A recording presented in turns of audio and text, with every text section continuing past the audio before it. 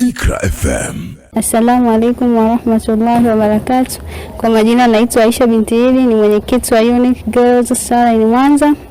Kikundi chetu kinaitwa Unique Girls Star in Mwanza, kinahusiana au kinajihusisha na kusaidia watu wenye uhitaji maalum, wakiwemo yatima, wajane, maskini na wagonjwa.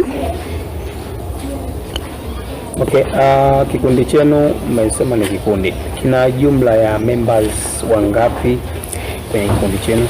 Kikundi chetu kina jumla ya members 15 mpaka sasa hivi. 15. Ndio. Hapo ngazi inaanzia ngazi ipi na ngazi ipi? Tuna mwenyekiti, tuna katibu na mhasibu. Okay. Kikundi chenu pengine kina dili na nini na hapa mlipo kwa sasa mpo kwenye jambo lipi? Kikundi chetu kinadili na watu wenye uhitaji. Hapa tupo katika kituo cha watoto yatima na kinalea wajane na watu wenye uhitaji. Leo hapa tupo katika kituo cha watoto yatima. Okay. Kikundi chenu mara nyingi ukiangalia kimebezi na kutoa misaada hasa kwenye sehemu husika, hasa kwenye upande wa jamii yenye uhitaji muhimu zaidi.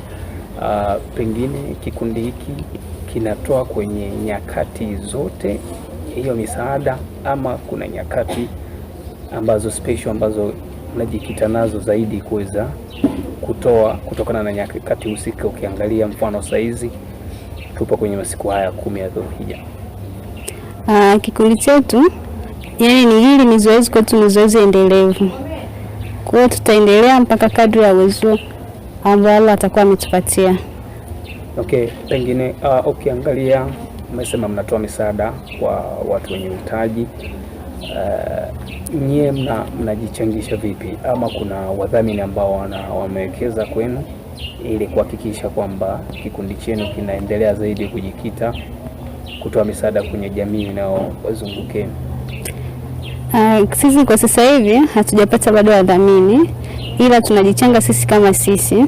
Tumejiwekea tu limit, ikifika mwisho wa mwezi tuna kiasi fulani tunatoa kwa ajili ya kutoa fungu kwa ajili ya watu wenye uhitaji. Pengine inakuwa kwa kila mwezi ama kwa kila baada ya miezi mingapi, ama kwa kila mwaka mara moja au mara ngapi? Sisi tunajitoa kwa kila mwezi. Kwa kila mwezi. Ndio. Okay, na hapa mpo kwenye hiki kituo, kipi ambacho mmewaletea kwenye hiki kituo? Moja kabisa tumekuja kuwapa furaha, 2 tumewaletea mahitaji ambayo wanakuwa wanayahitaji. Kama mahitaji yapi ambayo yanahitajika zaidi na mmeona kwamba hapa kuna haja ya kuweka nguvu? Tunahakikisha kwamba tunawanyanyua. Tumewaletea vitu ambavyo walikuwa wanahitaji, pads, na tumewaletea na chakula, na pia tumekuja kufuturu nao, maana haya ni masiku 10 ya mwezi wa Dhulhijja. Okay. Na ukiangalia vipo vituo vingi sana vyenye mahitaji. Malengo yenu pengine kufikia vituo vingapi kwa mwaka huu 2026? Maana mmesema kwa kila mwezi huwa mnatoa misaada katika maeneo mbalimbali. Malengo kila mwezi tunajitolea kufika katika kituo kimoja. Kituo kimoja kwa kila mwezi? Ndio. Okay. Pengine ukitazama kikundi chenu, mmesema mmejikita kwenye engo ya kutoa misaada. Je, kwenye engo ya elimu kwa jamii nyingine, kwa sababu naamini msaada tu sio lazima utoe vitu Je, kwenye upande wa jamii nyingine ukiachilia mbali yenye uhitaji maalum, pengine nyinyi mmejipanga vipi ili kuhakikisha kwamba mnawafikia? Pengine kuna mafunzo yoyote ambayo mna plani, ama ni nini ambacho huwa kinawafikia ukiachilia mbali na jamii yenye uhitaji maalum ambacho huwa mnakiandaa? Tunawafikishia na kuwaelimisha kwamba sala inaweza kila kitu. Tutawafikishia kulingana na uwezo wetu. Kama elimu ipi ambayo mnawafikishia jamii ambayo ukiachilia mbali na yenye uhitaji? Tunawafikishia kumwelimisha mwanamke ni nani na anafaa kuwa nani katika jamii. Okay. Pengine mmeandaa makongamano mangapi ambayo mlishawahi kuandaa ya kuweza kufikisha hiyo elimu kwa wanawake ama jamii nyingine wanazunguka? Makongamano ambayo tumeandaa bado tunaendelea kuandaa, lakini kila mwezi naamini tunakuwa na kongamano moja. Okay. Pengine ipi rai yako hasa kwa jamii ambayo yenye uhitaji maalum zaidi, kwa sababu tunaamini baadhi ya watu wana uwezo mkubwa lakini hawajajitokeza kuweza kufanya kila ambacho umekifanya nyie. Tuanze kwanza kwenye watu wenye uhitaji maalum, lakini pia tuangazie kwa wale pia wenye uwezo ambao hawajadhubutu kufanya jambo kama ile ambalo mmelifanya nyie. Tukianza na kwenye uwezo, mimi kwa ushauri wangu naomba tu kama Mwenyezi Mungu amekujalia, toa hicho ambacho Mwenyezi Mungu amekujalia. Kwa wenye uhitaji zaidi, kwenye uhitaji zaidi nachoomba waamini kwamba sio wenyewe tu ndio wamenyimwa. Washukuru Mungu amepata afya, mahitaji mengine tutawasaidia kadri tutakavyoweza. Lakini sisi tupo pamoja nao kwa dhiki, kwa furaha na kwa kila hali, kwa uwezo wa Mwenyezi Mungu alivyotujalia. Haya, kwa mtu ambaye pengine anahitaji kuwapata nyie, ambaye amewiwa na kile mnachokifanya akaamua kuwekeza kwenu, anawapataje na mko wapi na namba zenu za simu? Mtu kama anaambia anahitaji kutupata sisi, tunapatikana ofisi za BAKWATA makao makuu ya Mwanza. Kwa mawasiliano zaidi 0691211545. Assalamu alaikum warahmatullahi wabarakatuh. Naitwa Jauhar Madua Luemba, mkurugenzi wa kituo cha Khairun Nisa au Nuru ya Jamii. Tuko hapa Nyasaka. Okay, pengine kabla tujaendelea tuangazie kituo kinahusika na nini na nini? Kituo hiki kinahusika na kuwalea mabinti au kuwapa mafunzo mabinti katika elimu ya ujana, lakini tunawapa elimu ya dini na mafunzo ya ujuzi kwa ajili ili waweze kujitegemea na kuachana na zile hali zinazopata wasichana wengine kwa kuingia katika vitendo viovu visivyokubalika katika dini wala katika jamii. Ujuzi kama upi? Tunawapa ujuzi wa mapishi na cherehani. Ujuzi wa mapishi na cherehani, maana specialized binti tu? Kwa sasa tunao mabinti kutokana na hali ya eneo letu ni dogo, lakini tutakapokuwa tumepata eneo kubwa tutachukua na wanamume. Ndio maana tunaita Khairun Nisa, lakini ni Nuru ya Jamii. Tutakapokuwa tumechanganya wanaume na wanawake, basi kituo hiki kitakuwa tayari kinaitwa Nuru ya Jamii moja kwa moja. Okay. Pengine kuna kiingilio ama inakuaje kwa sababu naamini kuna watu wengi wanakutazama kwa sasa na wanaokusikiliza, inakuaje ili kuhakikisha kwa mtu mwingine anafanikiwa kujiunga? Hapa kwa sasa tunachukua mabinti bure. Wanakuja wakiwa na nguo zao tu na huduma zote wanapata hapa. Okay.